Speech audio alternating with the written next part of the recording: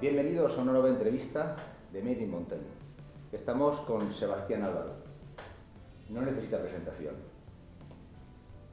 Yo aprendí de adolescente lo que eran los deportes de riesgo con él. Aunque más cercano a los deportes de montaña, hemos visto de sus manos, desde su cámara, desde su equipo, una serie de actividades que en los 80 parecían solo para locos. Más adelante conocimos las grandes montañas, llegamos al Himalaya, los 8000, y aún más adelante, ya en el año 2000, encontramos las grandes exploraciones. Aquí es donde yo de alguna manera me sentí mucho más unido al filo de lo imposible, porque era también un lector de estos exploradores que tú tanto amabas y de esa manera relatabas, ¿no? Y todos en la vida, de alguna manera, en estos 30 años, pues hay una evolución, ¿no?, en la vida, ¿no? No nos quedamos estancados. Y por eso me gustaría preguntarte, ¿quién era Sebastián Álvaro y quién es ahora? Bueno, primero cambiamos, ¿no? Cambiamos porque somos, igual que en el planeta que vivimos, somos animales dinámicos en continuo cambio. Y como dijo Sócrates, en continuo camino de aprendizaje. Así que espero que en estos 30 años, en el que hemos ido envejeciendo, espero que haya sido con cierta dignidad, pues se nos van acabando las fuerzas y es un proceso lógico y natural, es un proceso absolutamente vital, pero también nos enriquecemos con las experiencias, algunas de ellas amargas, porque la vida es así, la vida no es solamente una cara de alegrías y de placeres, ¿no?, sino la vida es dura y como dice el otro, la gente que piensa y que solo piensa la vida es una comedia, para la gente que siente, casi siempre la vida termina en una tragedia, que es lo que es, ¿no?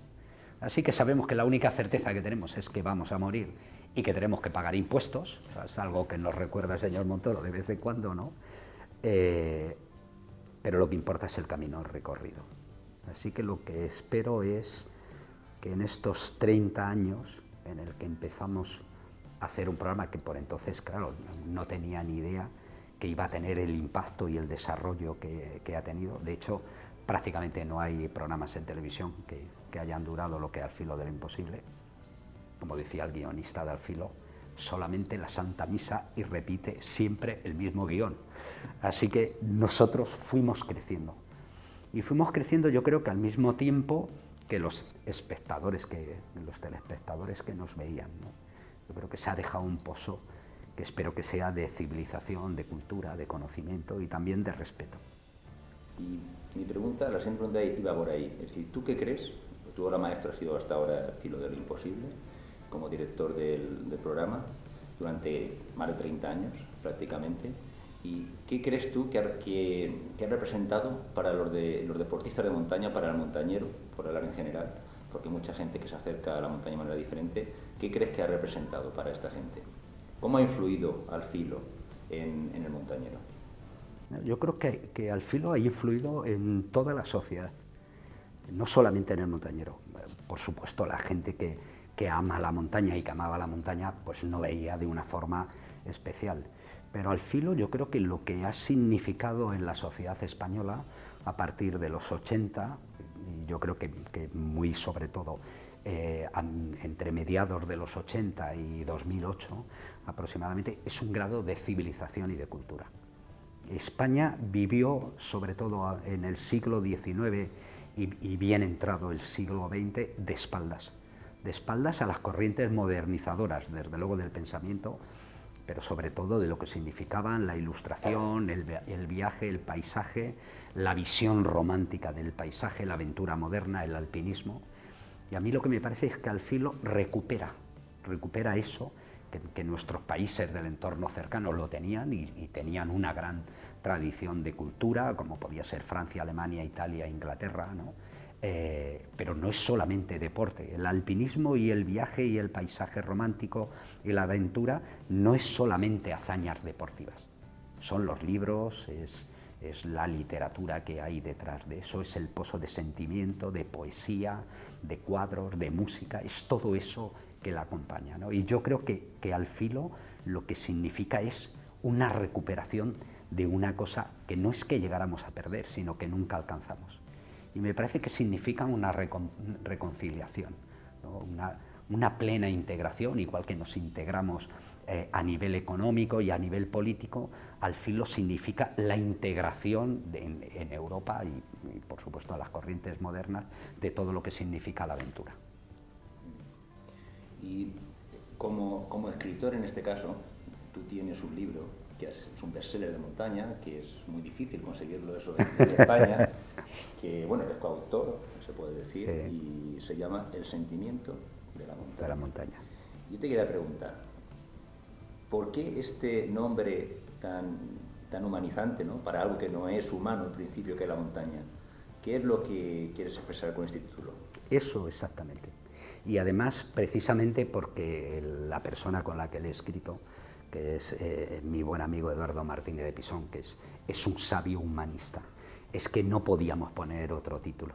Y porque además el libro incorpora no solamente una lectura ideológica de lo que es la montaña, que se aleja de lo que es el deporte tradicional, ¿no? Y que yo creo que es una de las cosas que ahora está plenamente vigente, la discusión filosófica sobre qué es la montaña, ¿no? Si hay un camino que se está yendo al deporte con claridad y no eligiendo el riesgo, sino la dificultad, la técnica y otra corriente de pensamiento que es humanista y que tiene que ver con todo lo que nos enseñaron la gente que vino antes que nosotros. Y es la unión de todo eso. En ese libro no solamente se habla de alpinista, que por supuesto se habla también de filósofos, se habla de dónde venimos, de quiénes somos herederos ideológicamente, pero también, por supuesto, de escritores, de músicos, de poetas. Se habla de cine, se habla de documentales, se habla de todo lo que conforma lo que yo creo que es de verdad la montaña, y por eso es el sentimiento de la montaña. Lo que es una realidad es que la montaña tiene algo que atrae de manera especial. Tenemos ahora mismo, podemos decir, una gran afluencia, no quiero llamarlo masificación, no me gusta esa palabra, de personas que van a la montaña, senderistas, hablan de millones por fin de semana, de diferentes tipos de disciplinas. Las federaciones de deportes de montaña aumentan a raudales. ¿Qué crees tú que tiene la montaña para que tenga ese influjo a cualquier nivel, con cualquiera que sea tu objetivo, sea atractiva para los deportistas? En la montaña sobre todo es paisaje, es emoción. Es decir, por eso engancha enseguida, claro. Primero es las montañas a las que vivimos de espaldas durante siglos los humanos, de la misma forma que los valles y los ríos para los hombres primitivos tenían una razón de ser, porque ahí es donde se vivía, de esos lugares se podía extraer algo. Sin embargo, de la montaña se vivió siempre al margen y se vivió siempre de espaldas. Se vivió de espaldas hasta hace 200 años. Cuando el hombre empieza los procesos de industrialización y sobre todo de masificación urbana, por decirlo de alguna forma, de repente descubre de nuevo la montaña y la descubre de forma diferente, porque antes la veía, pero la veía de una forma aterradora. De hecho, bien entrado el siglo XIX, todavía en Suiza se vendían guías de montañas en las que se decía que estaba poblada de dragones, ¿no? Y nadie en su sano juicio se internaba en una montaña con nieve, mucho menos en un glaciar, ¿no? Y de repente lo hemos recuperado. ¿Y qué representan hoy la montaña? La montaña hoy en día representa los últimos paisajes intocados que tenemos. Y por eso es tan necesario su conservación. Y por eso ahora mismo, sobre todo los montañeros que siempre jugaron un papel destacado en la defensa de la naturaleza, hoy en día, más que nunca, necesitamos que no nos toquen las montañas, porque es nuestro último reducto, es el reducto de lo poco que nos queda, grandioso, intocado, al margen del hombre. Y necesitamos pasar por allí sin que dejemos rastro de nuestra huella. Por eso las montañas todavía siguen ejerciendo ese poder en nosotros. Pero luego además son saludables. El caminar es saludable. Caminar por un bosque te sientes un niño. Quieres corretear, te gusta ver las hayas, te gusta saltar un riachuelo, te gusta sentir el frescor en verano y el rigor en invierno, y te sigue gustando subir a lo alto de las montañas para ver el paisaje, y eso te llena el corazón, te llena el corazón y te llena la cabeza. Y por eso hoy en día son imprescindibles y además son saludables. Por eso ahora mismo tenemos cierta contradicción entre, por un lado, un desarrollo como nunca ha tenido nuestro país a nivel económico, aunque ahora estemos en crisis, pero seguiremos urbanizando y tenemos una tendencia a seguir subiendo las carreteras, las urbanizaciones que van trepando en algunos lugares literalmente hasta la cima de las montañas. Bueno, pero eso lo necesitamos a nivel físico y lo necesitamos sobre todo espiritualmente. Entonces, ¿piensas que este aumento de tanta gente puede romper con la esencia de lo que es la montaña, no solamente a nivel deportivo, sino también a nivel de emoción? ¿Crees que es compatible una cosa con la otra? Vamos a ver, necesitamos proteger, y proteger siempre probablemente sea regular lo que tenemos que hacer. Ahora mismo se ha hecho el Parque Nacional de Guadarrama en Madrid, y ha sido hacer el Parque Nacional del Guadarrama, e inmediatamente lo que hemos tenido que hacer ha sido que por las mañanas en Pedriza, los domingos, hay que poner un número de entrada que es el que puede aguantar la gente. Y luego, por otro lado, determinadas modas, como puede ser la bicicleta de montaña o las carreras de montaña, están inundando determinados lugares y determinadas montañas. Bueno, eso habrá que regularlo. Probablemente no habrá que prohibirlo, pero sí tendrá que tener su ámbito de actuación. Pero lo más importante que tenemos que hacer es que tenemos que educar a la gente que va a la montaña. Y eso supone también un grado de civilización, y entender que hoy en día la civilización para el ser humano no consiste en tener una gran capacidad de destrucción, que por ejemplo es lo que se está haciendo en China. Hoy en día el grado de civilización es nuestro grado de contención. Saber admirar las cosas, saber ponernos límites, saber que tenemos que ir caminando, y que además caminar es maravilloso, ¿no? Yo creo que la montaña también tiene algo que ver, que tiene que ver con la libertad y con la soledad, tiene que ver con la belleza, con la soledad, con la libertad. Así que no es agradable caminar por un bosque como el Bosque de las Hayas de Ordesa, mientras hay 500 personas dando gritos y alguna con un transistor oyendo música a voz en grito, ¿no? Yo creo que hay lugares y lugares, ¿no? Eso podrán hacerlo seguramente en otro lado, pero en esos lugares necesitas caminar, y necesitas caminar con cierta soledad, con cierto sosiego. No necesitamos ir deprisa para nada, y no necesitamos perturbar, y no necesitamos transformar. Todavía lo que tenemos en España es grande y es maravilloso y es grandioso. Hay que cuidarlo, hay que conservarlo. Tú, por ejemplo, que hablas tanto de pureza de la montaña, de la esencia, del sentimiento de la montaña, que has buscado tanta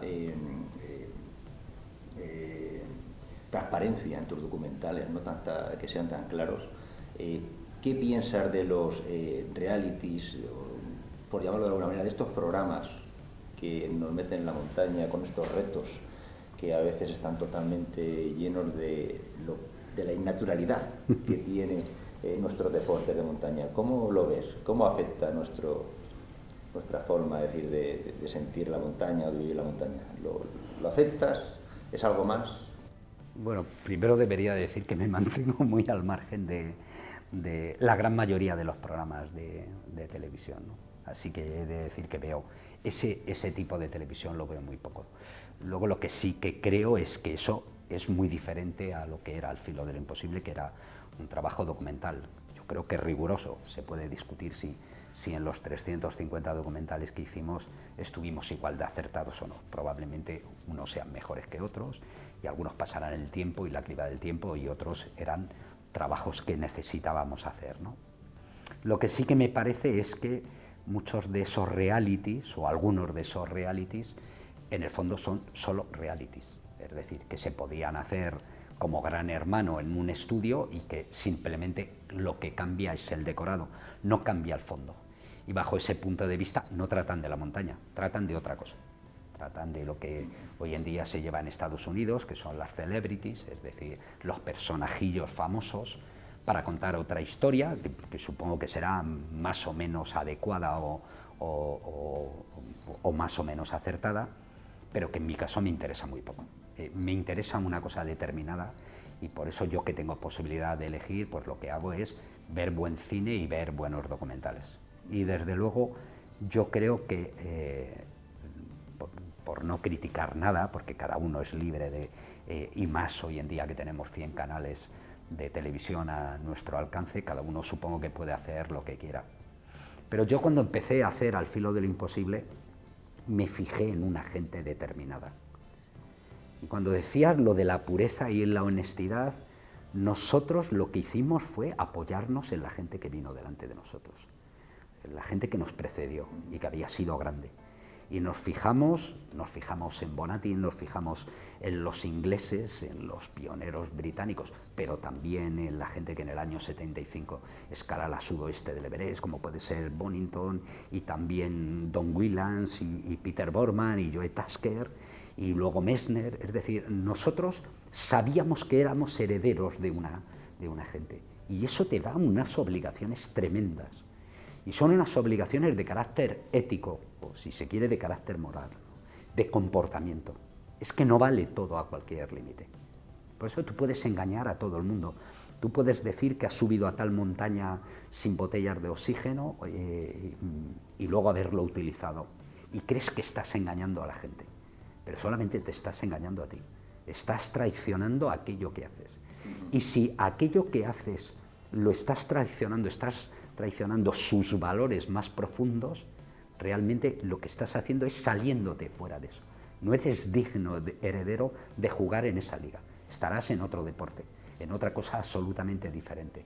Pero no eres digno de que la gente que está por encima tuya sea Bonatti, sea Mallory, sea Messner. No, no puedes. Tienes que hacer un esfuerzo por estar, no sé si a su misma altura, pero desde luego por seguir a su mismo camino. Y a mí, ya bajo el punto de vista personal y por todo lo que significó el que durante mucho tiempo fui amigo suyo, la figura de Bonatti ha marcado mi comportamiento para todo, incluso probablemente a lo mejor con cierto rigor, que hay amigos que me dicen: a veces eres demasiado duro, y hay veces que yo pensaba eso mismo de Bonatti, ¿no? Pero me quedo con la frase que dijeron de Bonatti, que dijeron: Bonatti ha sido el alpinista más puro y honesto que jamás ha existido. Y yo creo que se trata de estar a esa altura. Y no creo que los realities tengan nada que ver con la vida de Bonatti, ni con las enseñanzas que nos dejó Bonatti. Yo, de tus documentales, veía mucha emoción. Seguimos hablando de la emoción, de sentimiento, ¿no? Pasión, ¿no?, por conseguir la cima, que era necesaria por parte del montañero, del aventurero, del explorador, ¿no? Pero yo de ti aprendí una cosa y unas palabras que creo que fuiste el primero que las dijiste, o por lo menos yo las escuché, relacionadas con la montaña: gestión del riesgo, riesgo calculado.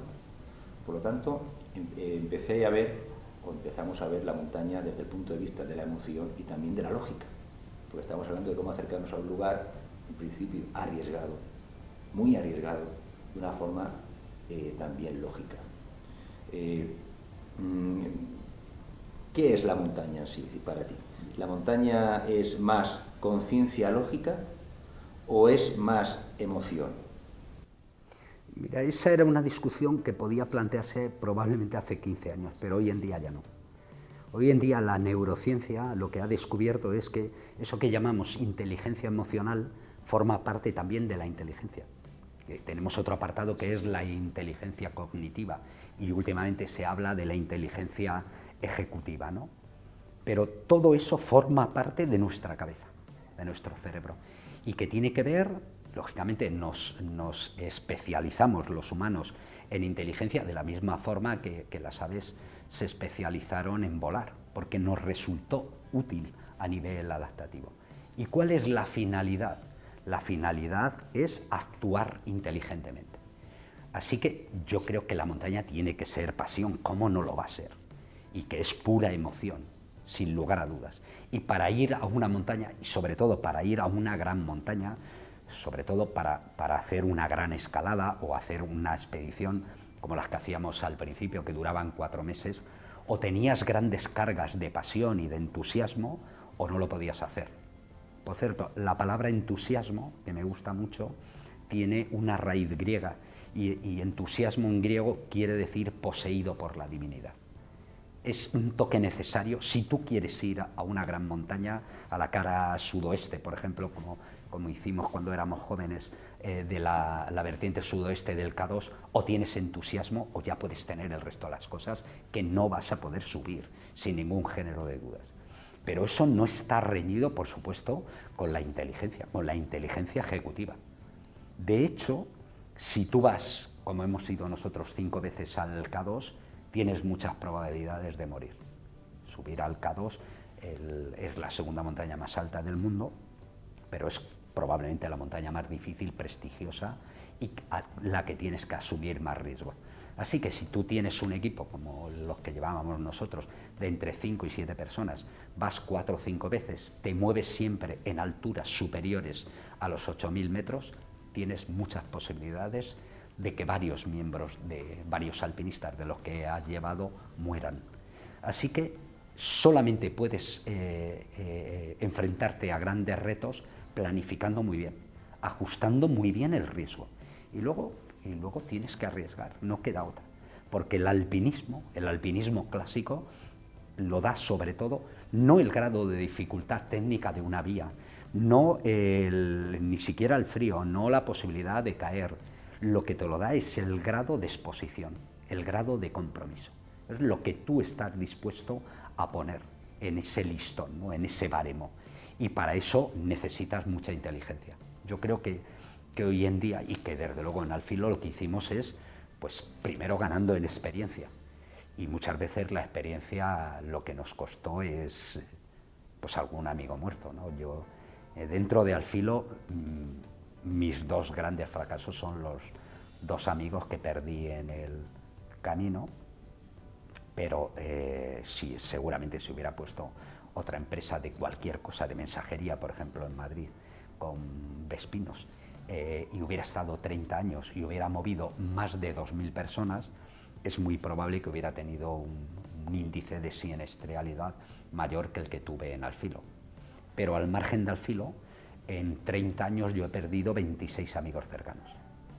Lo que quiere decir que el negocio al que nos enfrentamos, si eres de verdad alpinista, es muy serio, como para tomárselo en broma. Yo creo que ser alpinista es una de las pocas cosas que se es toda la vida. Yo creo que ser alpinista es de alguna forma como ser cura o guardia civil. Tú puedes elegir entrar o no, pero una vez que entras, eres ya alpinista para el resto de tu vida. Y eres alpinista cuando tienes 12 años y cuando tienes 80 años y vuelves a caminar por las montañas cercanas a tu casa, tú sigues siendo alpinista. Pienso que tu equipo tenía una gran inteligencia ejecutiva desde el campo base. Yo tengo que decir, recuerdo esas palabras de Juanito, ponte el oxígeno. Tenías que parar esa pasión, esa emoción que tenías a la gente de arriba para que pudiese sobrevivir. Es que muchas veces el problema del jefe de Alfilo no era motivar a su gente, era frenar los caballos cuando estaban desbocados, sí, muchas veces. Era un trabajo en equipo, claramente. Sí, claro. Y sobre eso te quería decir, ¿seguís algún procedimiento a la hora del control del riesgo o simplemente era una organización, has hablado de planificación, de muy buena planificación, había algún tipo de gestión del riesgo específicamente? ¿O? Había mucha cabeza. Se pesaban mucho las cosas.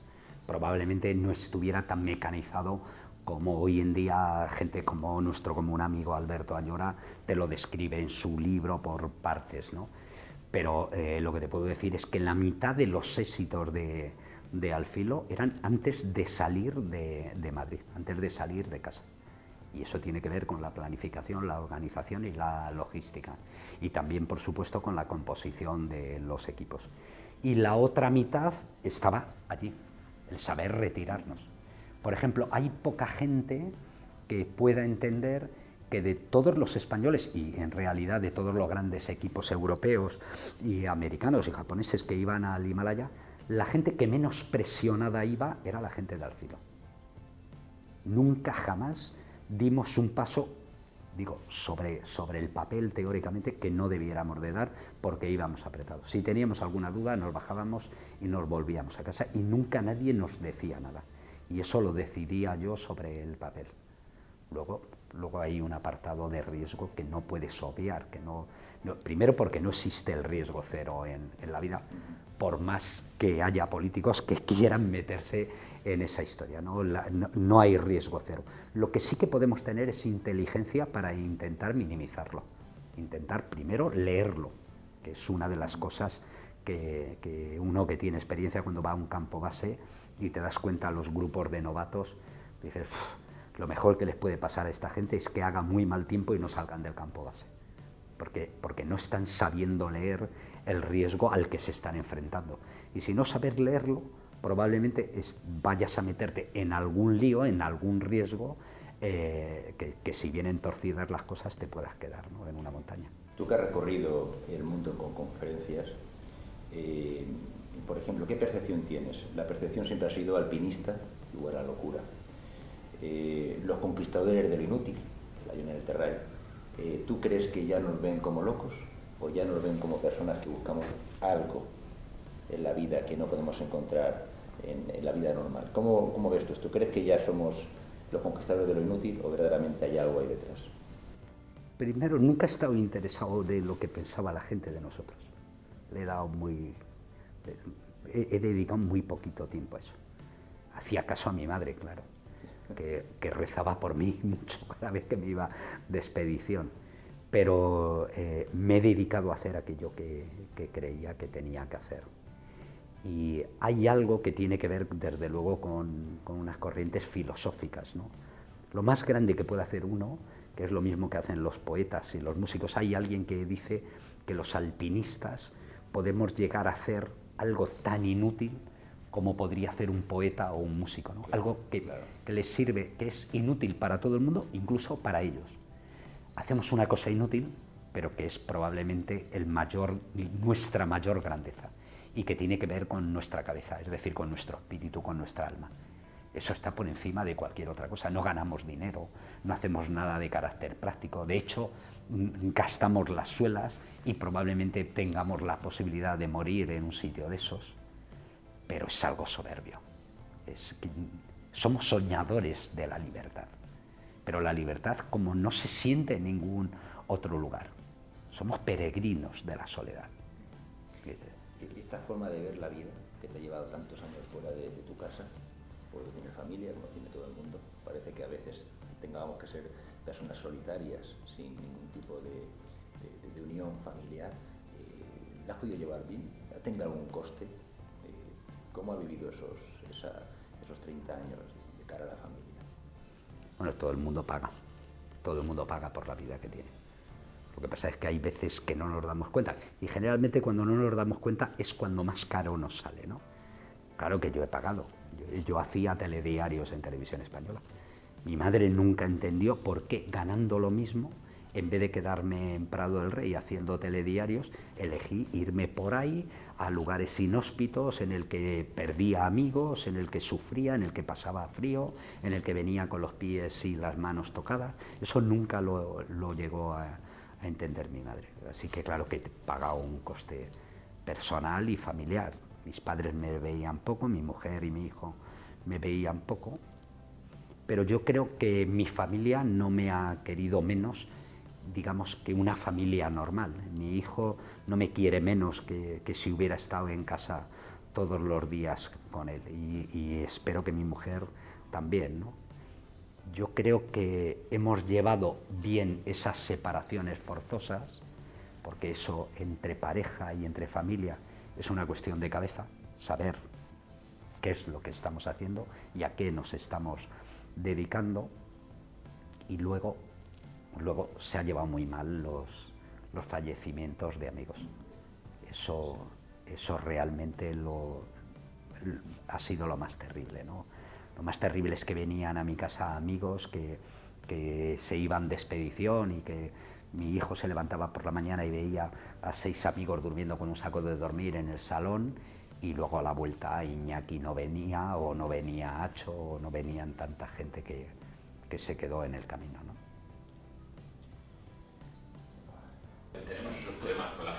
¿no? Sí, claro. Y no estamos al mismo nivel que tú, que desaparecemos, entre comillas, meses. ¿Cómo le explicarías a mi pareja, a la pareja de una persona que tiene estas inquietudes? Ese trabajo no te lo voy a hacer. Bastante he tenido yo en mi casa, amigo. No, eso es muy complejo. Cada mundo es un mundo diferente. Yo lo que te puedo decir es que yo he tenido amigos de al filo que su pareja les dio a elegir. O el monte, o al filo, o yo. Y elegir, se quedaron en casa, ¿no? Y luego a los 2 años, cuando me los volví a encontrar, les había dejado la pareja. Quiero decir que a lo mejor no era exactamente el irse de casa, ¿no? Nosotros hemos llevado una vida dura, familiar. Claro, cómo no es sencillo convivir con eso. Pero quiero decir, pero tú lo hablas con tu pareja. Mira, ahí ahora cuando hicimos la expedición invernal al Laila Peak, uno de los amigos, Juanjo y Alex Chicón, que son vascos, llevaron una canción preciosa que se llama El pájaro, Choria Chori, de Mikel Laboa, creo que es. Y es una canción hermosísima. Y es una canción hermosa que habla de un tipo que quiere tener un pájaro. Y dice, yo quería el pájaro, amaba el pájaro y quería que fuera mío. Dice, y si le hubiera cortado las alas, se hubiera quedado conmigo. Dice, pero entonces no podría volar y yo amaba el pájaro. Esa es el fondo de lo que nosotros vivimos. Tú es probable que te puedan dejar en casa y entonces te cortarán las alas y terminarás siendo una persona diferente de lo que tú quieres y probablemente debas ser. Así que no te pongas límites. Si por el camino hay algo que no funciona, intenta arreglarlo. Pero si eso no se arregla, tú sigue tu camino. Tú tienes que hacer lo que tú quieres hacer. Y tu mujer tiene que hacer lo mismo.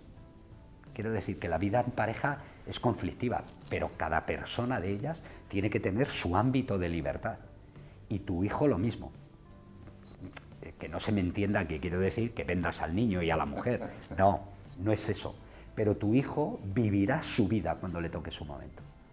Tú ahora lo que tienes que hacer es protegerle, darle de comer, darle una buena educación y tu hijo volará. Será otro pájaro libre. Y lo que tienes que enseñarle es lo mismo.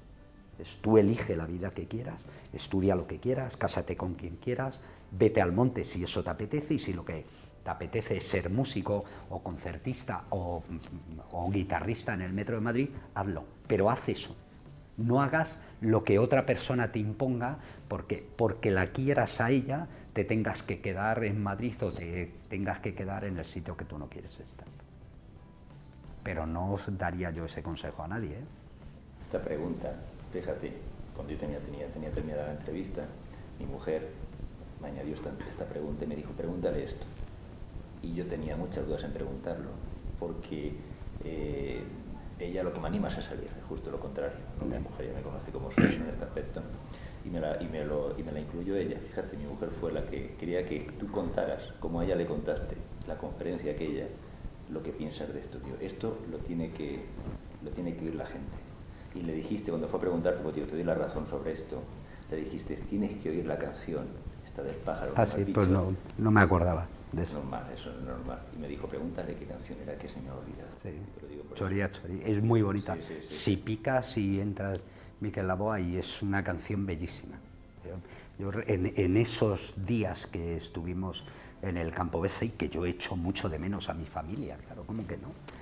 Yo oyendo esta canción se me caen las lágrimas, porque es así, porque somos animales contradictorios, ¿no? Que estás pasando en el frío en el Karakorum y además no ves claro, estamos subiendo por un canalón que se va a caer y se cayó, que no nos pilló de puto milagro, en el que muchas veces en momentos de reflexión te preguntas si ese es el viaje en el que no vas a volver a casa. Porque con 200 viajes a cuestas dices, me tengo que estar acercando a un límite estadístico en el que un día me voy a ir y no voy a volver a casa, ¿no? Pero no hay otra cosa, no hay otra posibilidad.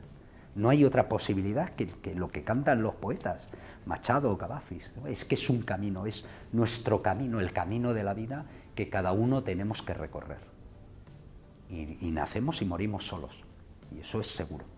Si en ese camino te encuentras a la gente, a las personas, primero porque a lo mejor no hay una, porque nos han enseñado que tienes que estar con una pareja para toda la vida, pues a lo mejor no, a lo mejor quieres a dos a la vez, o a lo mejor no tienes ninguna, o a lo mejor pasas por una época en la que no te apetece estar con nadie, o cuando eres adolescente sí, quiero decir, la vida no es lineal, pero es la tuya, y la tuya la tienes que llenar de contenido, no puede ser de otra forma, y eso tiene que ver con la libertad de elegir el camino, de seguirlo, de equivocarte muchas veces.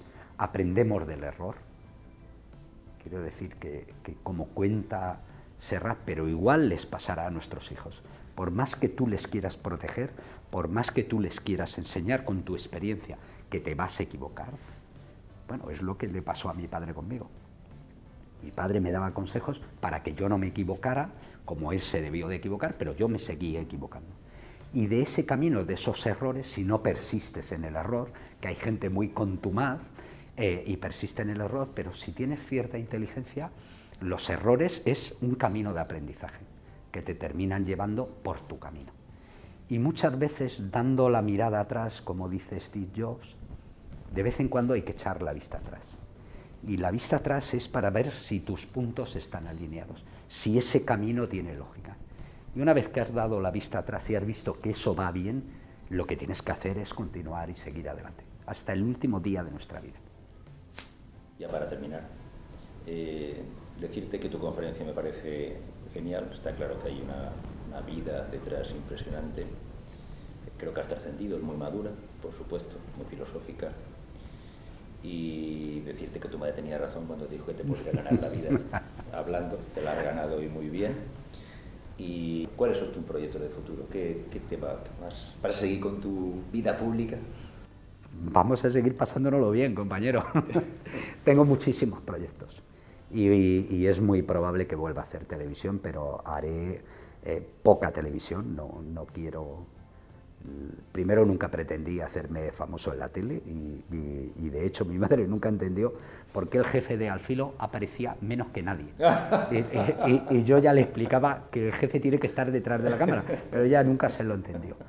Pero sobre todo porque yo creo que hay una época de mi vida que terminó y que Al Filo terminó y ya está, y que lo mejor que se puede hacer con Al Filo es dejarle aparcado y que lo sigan viendo los telespectadores, y a medida que pase el tiempo muy probablemente los programas de Al Filo ganen en madurez, y en madurez también de la gente que lo está viendo. Pero me gustaría hacer 2 o 3 documentales al año de 2 expediciones que me gusten. Si es probable que eso pueda cuadrar en los proyectos, en las propuestas que tengo ahora mismo, pues es probable que lo haga. Pero en ningún caso voy a forzar nada, porque sigo haciendo 2 o 3 expediciones, porque tengo muchísimo trabajo y muchos proyectos, porque estoy escribiendo mucho y porque estoy dando conferencias y al mismo tiempo hago radio y escribo artículos, hago reportajes. Así que mi vida, por decirlo de alguna forma, cuadra. Y una vez que cuadra, lo que me gusta es irme al monte, igual que a vosotros. Así que cuando tengo dudas, como esta semana que he estado de trabajo hasta arriba, realmente lo que hago es lo que voy a hacer, que es que me vengo a Elda y mañana estaré escalando en el Puig Campana y eso me ha salvado la semana, ¿no? Así que pienso seguir haciendo eso. Muchas gracias, Sebastián. Gracias a vosotros. Por la entrevista, por escucharte, aprender Anda, y ya. emocionarme. No, que va.